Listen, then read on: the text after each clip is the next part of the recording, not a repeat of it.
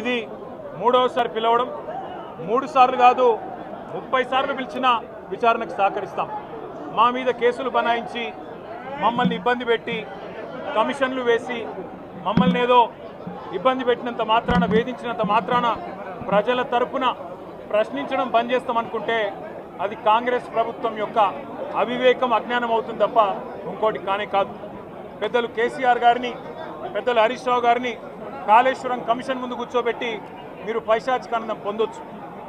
ఇవాళ ఏసీబీ ముందుకి విచారణకు పిలిపించి కొంత మానసికంగా రాక్షసానందం పొందుతూ ఉండవచ్చు, అవసరమైతే అరెస్ట్ కూడా చేస్తారు కావచ్చు. కానీ ఒకటి పక్క, తెలంగాణ కోసం గతంలోనే జైలుకు పోయి వచ్చిన వాళ్ళం. హైదరాబాద్ బ్రాండ్ ఇమేజ్ను పెంచే ప్రయత్నంలో భాగంగా హైదరాబాద్ బ్రాండ్ని కాపాడే క్రమంలో తీసుకున్న ఒక నిర్ణయం వల్ల మళ్ళీ జైలుకు పోవాల్సి వచ్చినా భయపడేది లేదు. ఒకసారి కాదు 100 సార్లు అయినా జైలుకు పోతాం, కానీ వదిలిపెట్టాం కాంగ్రెస్ ప్రభుత్వాన్ని, కాంగ్రెస్ పార్టీని.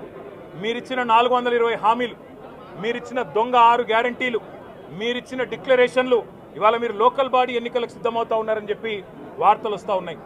రేవంత్ రెడ్డి గారు నిన్ను మొత్తం రాష్ట్రంలోని బీసీ వర్గాల ప్రజలందరూ గమనిస్తున్నారు. 42% రిజర్వేషన్ ఇచ్చి 42% రిజర్వేషన్ ఇస్తాం అని కామారెడ్డి డిక్లరేషన్లో చెప్పి మోసం చేసి ఈరోజు స్థానిక సంస్థల ఎన్నికలకు మరి రిజర్వేషన్ ఇవ్వకుండానే పోతున్న వైనాన్ని కూడా బీసీలు గమనిస్తూ ఉన్నారు. రైతు బంధు పేరిట ఎలక్షన్